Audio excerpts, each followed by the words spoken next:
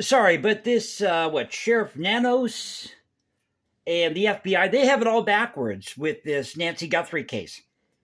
So I'm going to give you my view on this, Generation X style, because I've been watching some videos about Generation X, how we're the forgotten generation, how we're kind of more introverted, we're self-reliant, and we don't take the bull crap.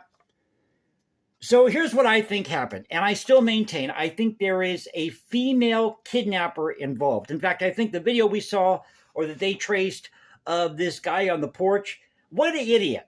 Just got a question here. What idiot is going to take leaves? You're going to rob a property. Okay, let's say it's a robbery, or you're going to kidnap somebody. Wouldn't you know that there's a possibility that there are cameras either above you in the entryway or the archway, or there might be some type of Ring doorbell camera right there next to the front door?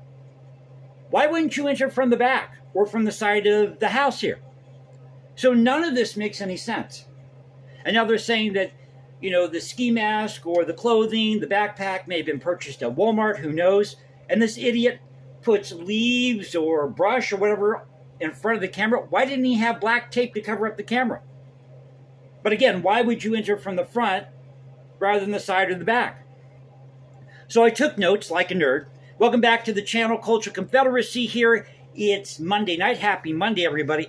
But I'm going to give this to you straight, give it to you Gen X style. Now, this is just my theory based on everything that I've seen. And I really believe what happened here, because they were talking about blood. They found Nancy Guthrie's blood in the entryway. So I think what happened, again, I believe there is a female, primarily a female kidnapper with a male accomplice. Maybe it's a male-female team here, but that's what I think. But I think the one driving this is actually a woman. And who knows? This suspect, maybe, because they're saying there was a mustache or goatee, well, maybe they penciled that in. That can happen if somebody wants to really disguise himself. So let me go through this timeline with you real quickly. By the way, if you're new to the channel, no fancy graphics, nothing like that. What you see is what you get. It's the best way to do the channel. But thank you again for watching, subscribing, pardon me again, and being a part of this thing called the Culture Confederacy. So let's get to this. So here's what we know. Friday, January 31st, into the morning of February 1st. This is from 9:50 p.m. to 1:47 a.m. That is a 4-hour window. Why isn't the FBI focusing on that 4-hour window? What we know is that prior to that time, prior to roughly 9:48 p.m., Nancy Guthrie was dropped off. Well, that night she was out with family. And I think the home where she was at is like 10, maybe 15 minutes away. It's not too far away. And she lives in a neighborhood that's kind of upscale, which also raises some questions here. And the authorities are saying, well, we don't think this is going to be a burglary. We don't think this is a burglary that went bad or that was the intention. We think this was a kidnapping because people don't rob houses in the middle of the night. Oh, really? That never happens? So they got it all ass backwards. The FBI, local authorities. So here's what I believe happened based on the timeline here. Now, as I said, we know that she was out with family that night. Getting kind of tongue-tied and my mouth's a little dry here, so just bear with me. But we know she was out that night with family members. They have a family night Saturday night, and they dropped her off roughly around 9:40 p.m. And they were able to track that her garage door opened at 9:48 p.m., closed at 9:50. What happened in that 4-hour period between 9:50 p.m. and 1:47 a.m.? Why aren't the authorities focusing on that window of time? Now, according to the video, the camera was disabled. That's when you see this suspect wearing the ski mask. And there's something I pointed out. I keep going back to this. The shoes. You gotta look at the shoes. So none of this to me makes any sense, as I said. But here's what I think happened. If indeed this person tried to get through the front door, or maybe they knocked on the door saying that they had a flat tire, I think what happened is that They were making a commotion outside. Nancy Guthrie heard it. She was probably sleeping at the time. She got up, and because she didn't want to turn on the lights and be seen, she walks through the foyer, wherever in the house, the living room, that area, living area, and she probably stepped on something without knowing about it. Probably cut her foot, gets to the door, and maybe this person was pounding on the door. Who knows? Why isn't there any footage of that? I mean, there's got to be footage somewhere prior to 1:47 a.m. or something that's able to, or what about a house alarm? That's not being questioned here. What happened with the house alarm? Did the house alarm go off? Did she turn it off? So there are a lot of questions here. But I think that's probably what happened, is she was probably sleeping, heard a commotion. She went to go investigate what it was, stepped on something in her living room, getting to the front door. When she realized that it was possibly an intruder, she probably panicked. And did she let him in? We don't know that. And I think that person got kidnapped. And the other question is, well, where's the getaway vehicle? Again, none of this makes sense, but I think that's pretty much what happened. And I think they're going to be able to crack this case if they look at the shoes. Now, some of the other notes that I took here, this is the questions that I'm asking here. Did the perp know? Did they know Nancy Guthrie's routine? Were they at the house prior? Were they there as, somebody who was repairing an appliance, or were they the pool guy? What was up with them having the pool people out there, the pool cleaner out there after Nancy Guthrie went missing? What's up with that? The other thing is the suspect bows when they enter the archway. That doesn't make any sense. Again, why are you coming through the front door when you could go through come in from the side or the back if you're really wanting to break into this place? It's like, here I am. Like, nobody's going to notice somebody who's got a ski mask, is wearing a backpack, going underneath the archway, acting weird in front of this house. Now, granted, that time of night, people are probably asleep, most likely asleep, and you don't have as much traffic.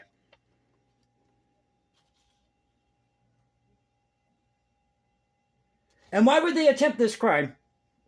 Why would they attempt to do this if they, weren't sure about cameras or there being a house alarm of some kind? That doesn't make any sense.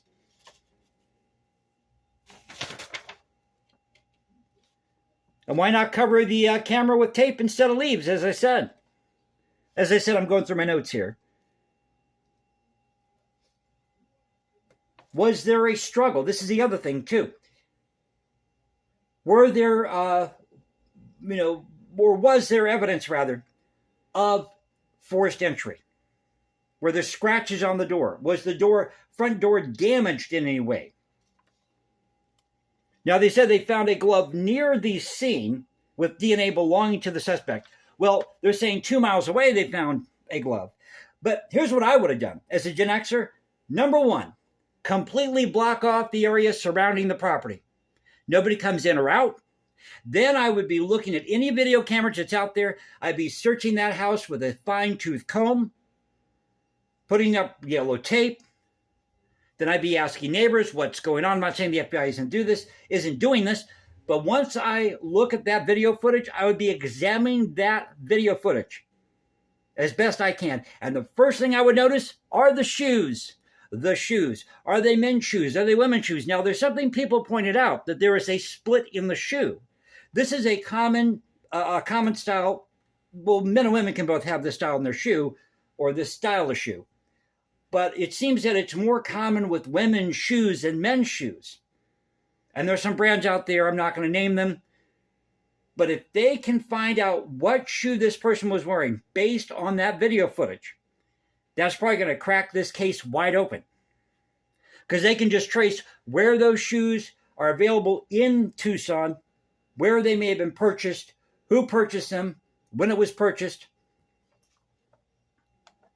I would also be looking at the frame, the body frame of the individual. Because, women could, they could tape themselves up. so it doesn't look like, they have cleavage. They could do that if they're, if they're wearing a sweater or they're throwing clothing on top of what they have to conceal themselves or hide their identity. Very easy to do. I mean, you'd be amazed at the things that these criminals will do or try to get away with. So anything's possible.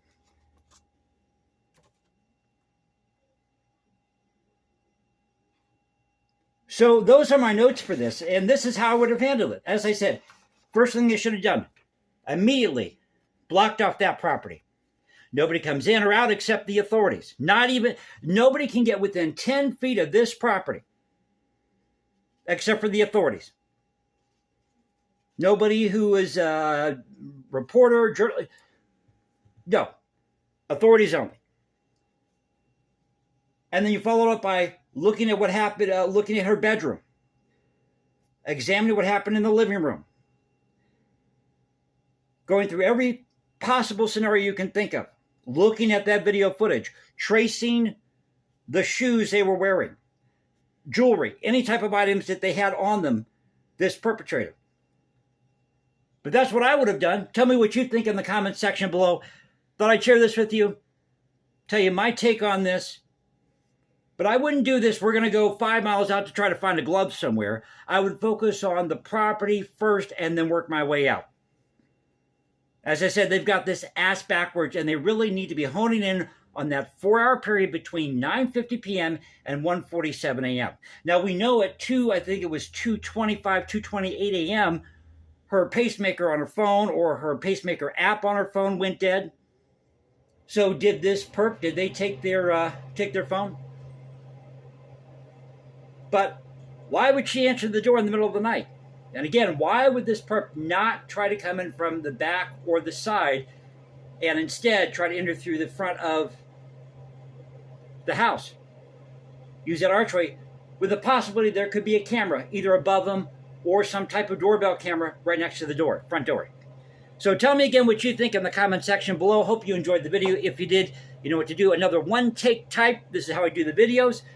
But thank you for being with me. I'll catch you next time. Don't forget to find me at X, Culture Confederacy, at Culture Confed 1 on X. I'm also on Substack.